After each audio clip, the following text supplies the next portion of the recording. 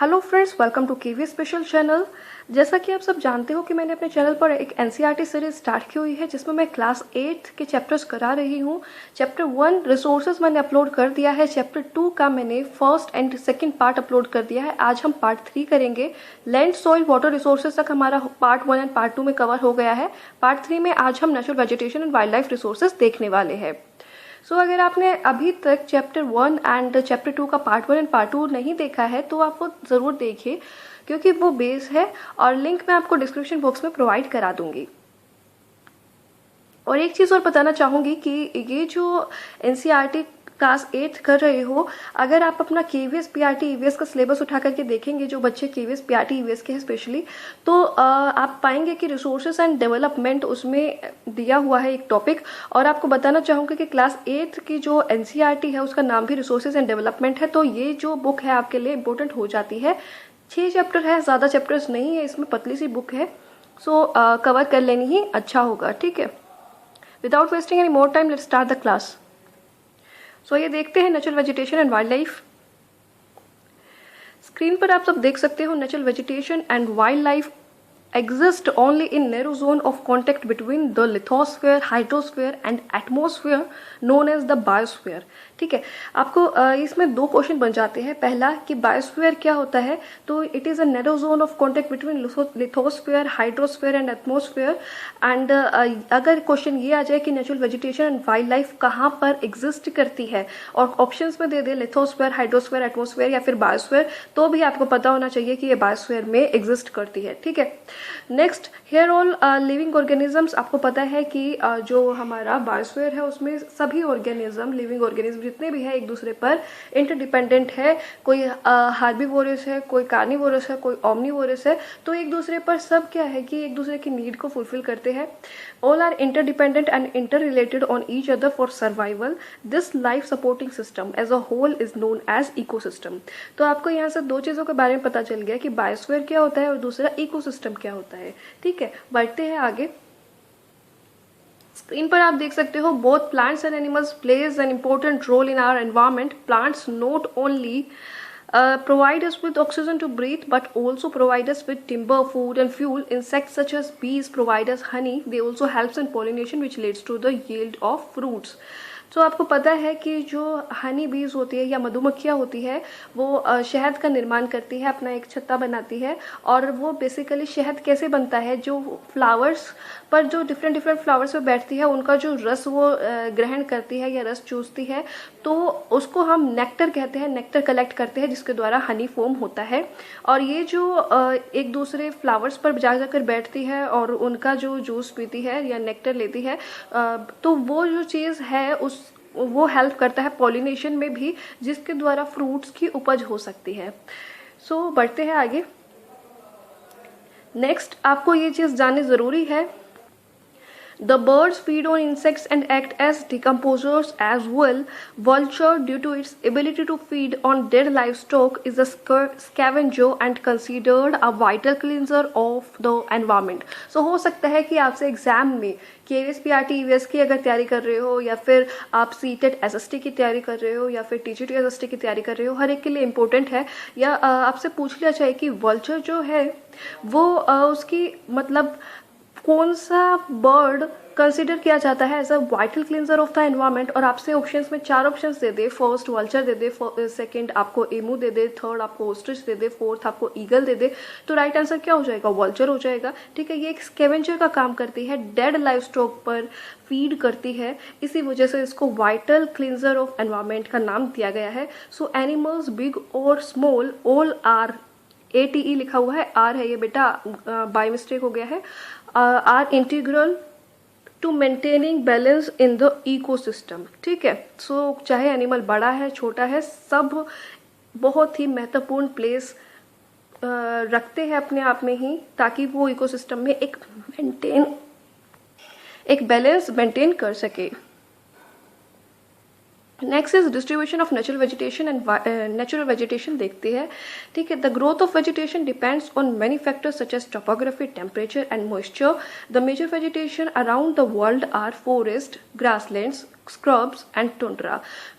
Growth of vegetation कई सारे factors पर डिपेंड करता है। टोपोग्राफी किसी भी लैंड की, पहले भी बता चुकी हूँ पार्ट 1 एंड 2 में भी, कि किसी भी लैंड की जो फिजिकल कैरेक्टरिस्टिक्स होती है, वहाँ पर रिवर्स की उपलब्धता, वहाँ पर माउंटेन्स है या नहीं, तो वो सब चीज़ें, टेम्परेचर और मॉइस्चर तो आपको पता ही है कि किसी भी प्लांट ग्रो करने के लिए या फॉरेस्ट के लिए बहुत ही इंपॉर्टेंट फैक्टर है। टेम्परेचर और मॉइस्चर जहाँ पर होता है वहाँ पर आपको घने जंगल देखने को मिलते हैं। तो ये चीज़ें हैं वेजिटेशन के मेन फैक्टर्स, ठीक है, इन सब पे डिपेंड करती है। अच्छा, एक चीज़, ये चीज़ पहले भी बता चुकी हूँ मैं कि फॉरेस्ट, ग्रासलैंड और स्क्रब्स कौन से रीजन में होते हैं, और natural vegetation and wild life मैंने कंप्लीट करा रखा है, 4 से 5 पार्ट्स है। अगर वो नहीं देखा तो वो भी देख सकते हो, लिंक मैं डिस्क्रिप्शन बॉक्स में प्रोवाइड करा दूंगी। वो इसलिए क्योंकि जो आपका सिलेबस है केवीएस पीआरटी ईवीएस की अगर बात करूँ, या फिर आप और किसी एग्जाम की तैयारी कर रहे हो, चाहे वो सीटेट है, पेपर 2 ऑफ एसएसटी, चाहे वो आपका टीजीटी एसएसटी है, तो बेटा आपका जो फॉरेस्ट रिसोर्सेज वाला पार्ट है वो उसमें कवर करा रखा है। यहाँ तो एक जस्ट इंट्रोडक्शन के लिए है, ये बहुत बेसिक सा है। अगर आपको पूरा इन्फॉर्मेशन चाहिए कि कितने टाइप्स ऑफ के फॉरेस्ट है, क्या कौन कौन से वहाँ पर ट्रीज पाए जाते हैं, कौन से एरिया में पाए जाते हैं, तो वो सब आपके लिए इम्पोर्टेंट है। सो आप स्क्रीन पर देख सकते हैं, forest are found in heavy rainfall area. Grassland कहाँ पर मिलती है, जहाँ पर मीडियम या फिर मॉडरेट रेनफॉल होती है। शर्ब्स और टुंड्रा वेजिटेशन आपको ड्राई रीजन्स में देखने को मिलती है। बढ़ते हैं आगे। So forest can be classified as, major जो क्लासिफिकेशन है फॉरेस्ट का वो है एवरग्रीन और डेसिडुअस, ठीक है। एवरग्रीन जैसा नाम से ही पता चल रहा है कि एवरग्रीन होके तो हमेशा वो हरे भरे रहेंगे, हमेशा एवरग्रीन दिखाई देंगे, क्योंकि इनके जो लीव्स है ना, यहाँ पर बहुत सारी वेराइटी ऑफ ट्रीज पाए जाते हैं, और किसी जो वैरायटी है ट्रीज की वो किसी और सीजन में फेल करती है अपने लीव्स को, कोई है जो दूसरे सीजन में फेल करती है। एज अ रिजल्ट क्या होता है कि हमेशा हमें ग्रीन देखने को मिलते हैं, हमेशा यहाँ पर ग्रीनरी देखने को मिलती है। नेक्स्ट आपका डेसिडुअस है। डेसिडुअस फॉरेस्ट में जो ट्रीज होते हैं वो एक पर्टिकुलर सीजन में अपनी लीव्स को फेल करते हैं, ठीक है। नेक्स्ट ये आप स्क्रीन पर भी देख सकते हो, evergreen forest do not shade there leaves in any season of the year. Deciduous forest trees shade there leaves in a particular season. बढ़ते हैं आगे, देखते हैं conservation of natural vegetation and wild life के बारे में, कि जो नेचुरल वेजिटेशन, जो आपकी प्राकृतिक वनस्पति है और आपका जो वन्य जीव है, उसको हम कैसे संरक्षण कर सकते हैं, कैसे उनको कंजर्वेशन कर सकते हैं। अच्छा, एक चीज़ और बताना चाहूँगी कि एवरग्रीन और डेसिडुअस के ऊपर तो है ही आपका, ठीक है, क्लासिफिकेशन, साथ में ये ना जो आपके लेटिट्यूड्स हैं उनके ऊपर भी डिपेंड करता है, और फिर उसके बाद ट्रॉपिकल और टेम्परेट में भी ये फर्दर हो जाते हैं डिवीजन इनका, ठीक है। Temperate grasslands, tropical grassland, temperate forest, tropical forest, इस तरीके से भी इनके बाइफर्केशन देखने को मिलते हैं। वो सब मैंने natural vegetation and wild life की जो मैं आपको बता रही हूँ कि पहले मैंने कवर कर रखा है पूरा डीप, तो उसमें आप देख सकते हो। Conservation of natural vegetation and wild life देखते हैं। The mindless exploitation of forest has made a severe impact on our environment. Due to human greed, many species like tiger, lion, elephant, deer, black buck, crocodile, rhinoceros, snow leopard, peacock are on the verge of extinction. ठीक है, लोग क्या कर रहे हैं, hunting and poaching करने से बाज नहीं आ रहे हैं, ट्रेड कह सकते हो एनिमल्स का पूरा ट्रेड करते हैं, उनके स्किन के लिए, उनके हाइड्स के लिए, नेल्स के लिए, ठीक है, इन सब का। सो ये सब जो जितनी भी स्पीसीज आप देख रहे हो ये विलुप्त तो होने के कगार पर आ गई है, ठीक है। बढ़ते हैं आगे। These species are traded for their hides, skins, nails and feathers. Several species such as Indian cheetah, dodo and passenger pigeon have extinct, instinct नहीं है, ये एक्सटिंक्ट है, ठीक है, विलुप्त हो चुकी है due to human intervention. Here are few steps taken by the government across the world to save the biodiversity। तो ये आपको पता होना चाहिए कि कुछ ऐसे स्पीसीज है जैसे इंडियन चीता, डोडो और पैसेंजर पिजन जो कि एक्सटिंक्ट या फिर विलुप्त हो चुकी है।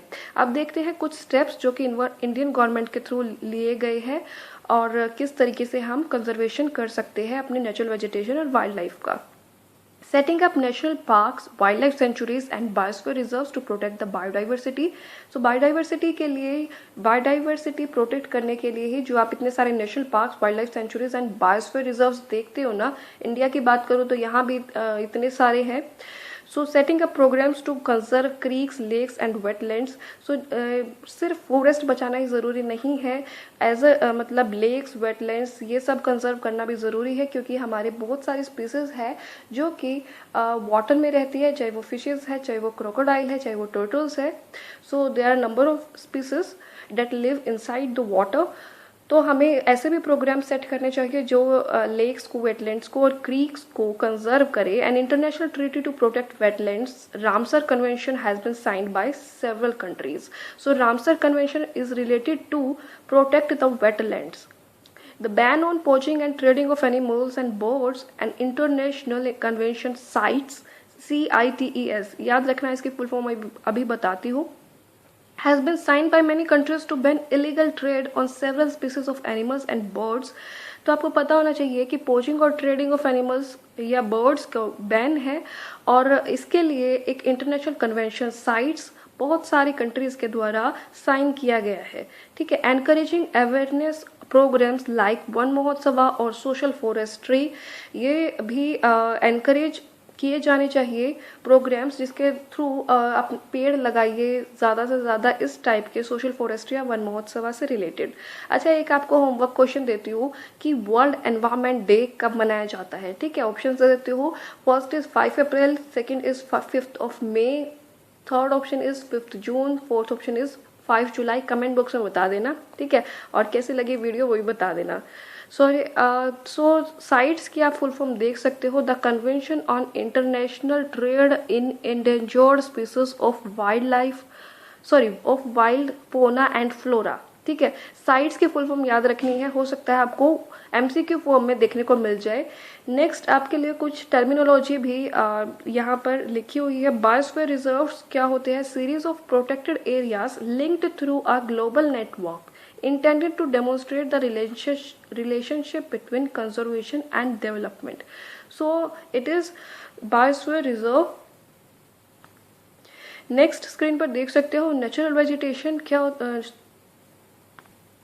नेशनल पार्क क्या होता है? A natural area designated to protect the ecological integrity of one or more ecosystems for the present and future generation. तो ये होता है आपका नेशनल पार्क।